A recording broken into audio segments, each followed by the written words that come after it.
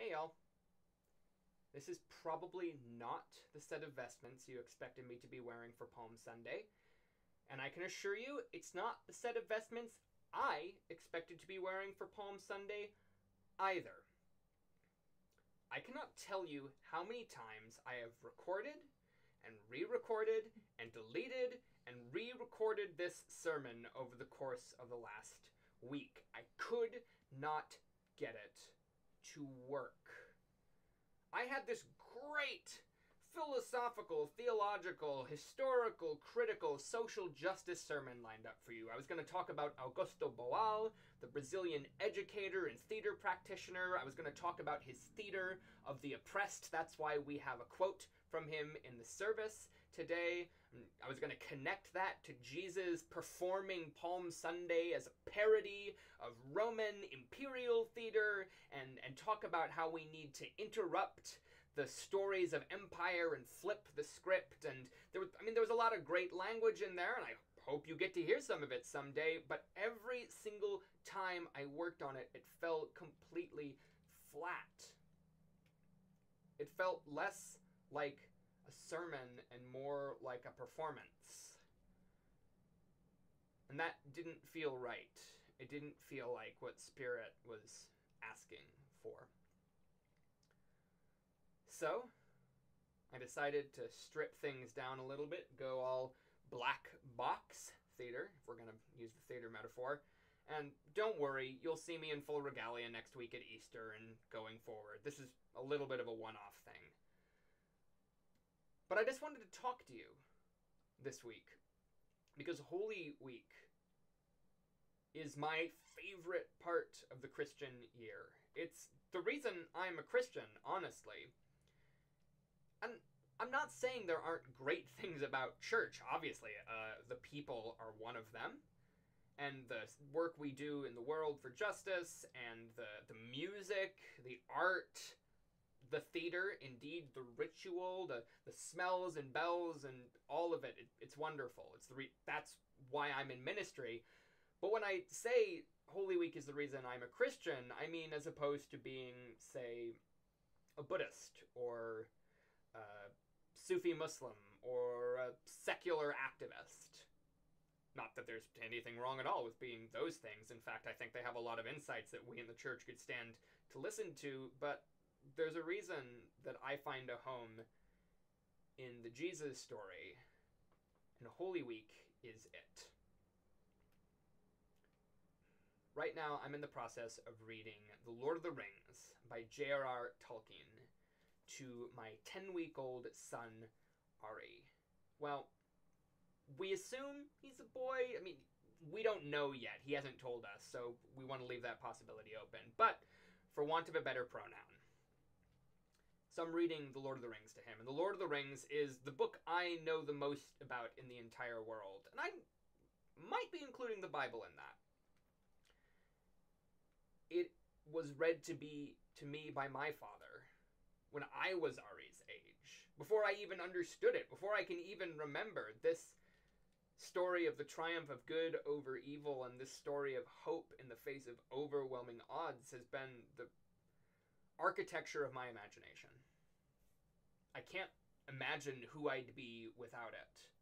And it's always been this really, really powerful point of connection between me and my dad. I feel like we're getting to share this story. It's not just something we read on the page, it's something that we can reference. I text him while I'm reading aloud to Ari and say, "Oh my god, we're in Lothlorien now, I'm crying." Most of the texts end up being, "Oh my god, I'm crying." I cry a lot at The Lord of the Rings. At Holy Week too, actually. And there's something incredible, just unbelievably meaningful about getting to share that with my child. And having our little family, me and Satya and Ari, share this story. That this is part of our imagination. This is part of our architecture of meaning in our lives. This is one of the stories that will give shape to how we understand ourselves and how we want to be and who we want to be in the world. The values that are most important to us. I love Holy Week because it's that, except for our community. I first came into Christianity, well, I should say I first chose to come into Christianity by way of the United Church of Christ of Vermilion, South Dakota, which was where I was going to college at the time.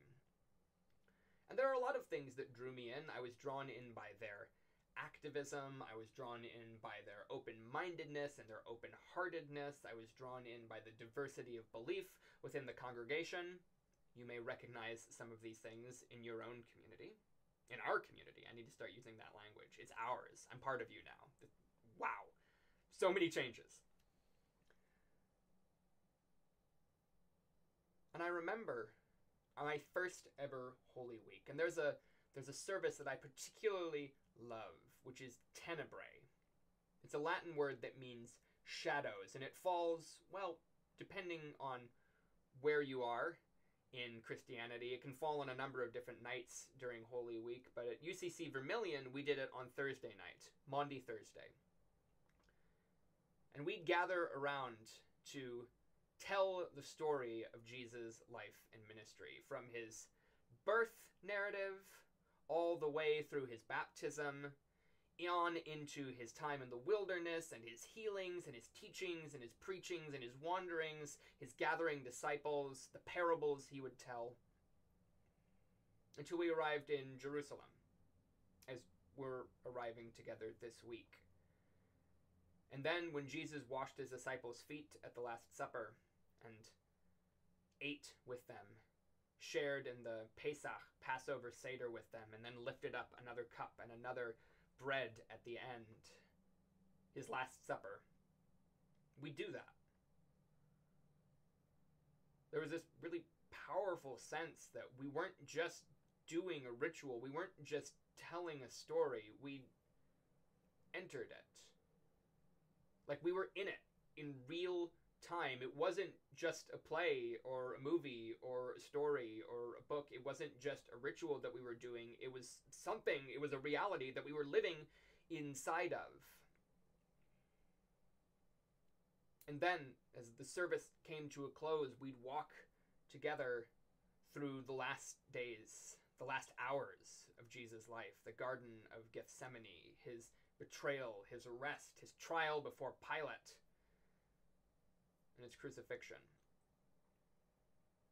And with every story we'd tell, one more light would go out in the sanctuary. One more candle would be extinguished, until finally the last candle of all was blown out as Jesus breathed his last. Everything was in perfect darkness. And then one candle lights in the midst of the night. And no benediction was given, because this service doesn't end until Sunday morning. We walked into the darkness of Good Friday together. We walked into the darkness of crucifixion together. As a story, yeah. But you know what's cool is that in that sanctuary, somebody would be awake literally all hours of the night, from the end of Maundy Thursday Tenebrae until sunrise on Easter morning, watching that flame, tending that candle, making sure it didn't go out, making sure that the light didn't go out, making sure that hope didn't go out. I love Holy Week because it's about our lives. It's not something that happened a long time ago. It's not a legend in that sense. It's not a history even. It's a myth. The myth that gives us scaffolding for our lives. The absolutely bonkers idea that if we are willing to dive into the heart of darkness, if we're willing to get close to suffering, if we're willing to be so present to our humanity and to the humanity of others, that we can walk with Jesus even to death. Whether that's literal death, or whether that's the death of the ego, or whether that's the small deaths that we suffer all the time, the ending of one season and the beginning of another, the pain of heartbreak, the pain of loss, That if we can go into that, then God is going to be waiting for us on the other side. That if we have the courage to walk into Mordor, then we might just get out again. There's that line in The Lord of the Rings. I don't know if you're a fan, but where the Hobbit Frodo says, "I will take the ring of power, the ring that will destroy the world if it is allowed to continue to exist. I will take the ring, though I do not know the way." That's Holy Week to me. It's all of us taking that step, that journey forward together, not knowing where it will lead, maybe not even with any expectation that we'll get out okay on the other side. But being willing to do that as a community, being willing to hold that flame for one another in the dark, being willing to turn our lives into a story and turn a story into our lives. That's why I'm here. That's what it's about for me. And I hope as we enter into this week, into this second Holy Week that we've had to spend during pandemic time, I hope that you'll let the story live in you. I hope we'll let the story live in us. As I'm recording, it's actually March 25th, which is the anniversary of the date of Sauron's destruction. We celebrate it every year as Tolkien Reading Day, because as it turns out, even if things never happened in history, commemorating them is important.